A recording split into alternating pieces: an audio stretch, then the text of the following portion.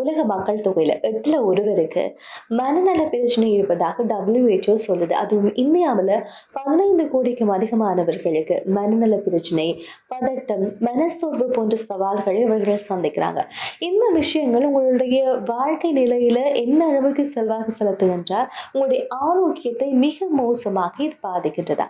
நகர்ப்புறத்துல வாழக்கூடிய மக்களுக்கு எதிர்பார்ப்பு காரணமாக மன அழுத்தம் உருவாகின்றது. இதுவே கிராமப்புறத்தில் வாழக்கூடிய மக்களுக்கு மன ஆரோக்கியம் சார்ந்த சரியான விழிப்புணர்வு இல்லாமல் இருக்கிறது. எப்படி இருந்தாலும் இளம் வயதினர் இதில் அதிகமாக பாதிக்கப்படுகின்றார்கள். குறிப்பாக 15லிருந்து 35 வயதிற்குட்பட்ட பெண்கள் இந்த மன அழுத்தத்தினால் அதிகளவாக பாதிப்பதாக புள்ளி விவரங்கள் சொல்லுது. இந்த மன அழுத்த ஹார்மோன் கார்டிசோலை அதிகரித்து வளர்ச்சிதை மாற்றத்தை ஏற்படுத்துகின்றது. இதோடு உங்களுக்கு நீரிழிவு, உயர் ரத்த அழுத்தம் சார்ந்த பிரச்சனைகளை கொண்டு வருகின்றது. இது தொடர்ந்து நீடிக்கமாக இருந்தால் உங்களுடைய ஹார்மோன் சமநிலை, செரிமான பிரச்சனை போன்ற பல பிரச்சனைகளை கொண்டு வருவது, தொடர்ச்சியான மன அழுத்தம் சார்ந்த பிரச்சனைகள் இருப்பதால் உங்களுக்கு அடிக்கடி தலைவலி, இதயம் சார்ந்த நோய் என்று பல பிரச்சனைகளை உங்களுடைய உடலுக்கு இது கொண்டு வரும்.